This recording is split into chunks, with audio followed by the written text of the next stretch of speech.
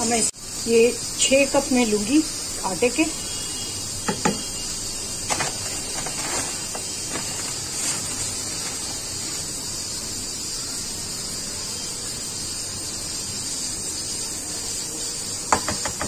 ये है 250 ग्राम,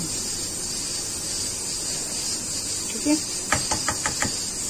अब इसमें हम डालेंगे नमक। नमक आप अंदाजे से डाल दीजिएगा, मैं थोड़ा कम डालती हूँ। और अब इसको पानी से हम भूनेंगे।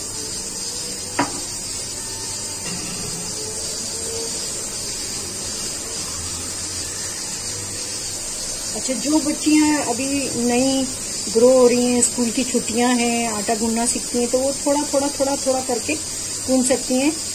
जैसे पहले मैं असल में इसे फॉक से करूंगी, इतना आधा उसको वो कर लें।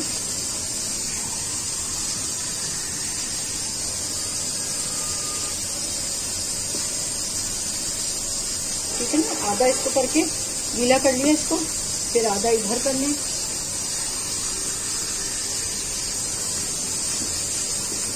तकरीबन ये 5 गिलास डलेंगे इसके अंदर और ये पूरा हो जाएगा, आटा बन जाएगा अच्छी तरह। तो अब हम इसको अच्छी तरह इसको मिक्स कर लेंगे।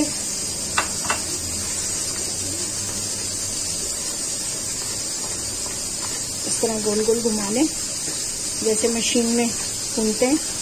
अब तो आटा गूंथने की मशीनें भी आ गई हैं, सारी चीजें आसाइश के लिए बना दी हैं, फिर कोई मुश्किल नहीं है काम करना, बहुत आसान हो गया। ये देखें इतना हो गया है। अब मैं इसको चाहे तो थोड़ा सा तेल लगा लें, चाहे तो ऐसे ही गूंद लें। ठीक है, अब मैं इसको हाथ से गूंदूंगी।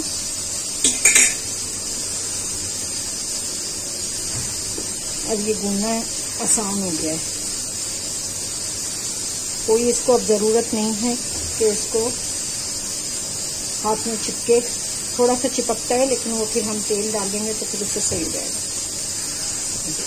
और बहुत सॉफ्ट हो गया है, इसको ज़रूरत नहीं है और पानी की। मैं अभी इसी के अंदर इसको अच्छी तरह मुक्कों से इसको सही कर दूंगी।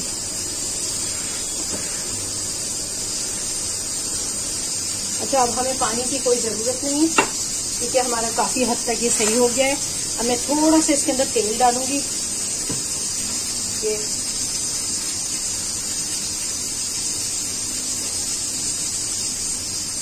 बस इसको मैं इस तरह फैला लूंगी। तकरीबन ये 1 खाने का चमचा मेरे ख्याल तेल का आ गया होगा इसके अंदर, और हमने इसको इसी से सही करूंगी।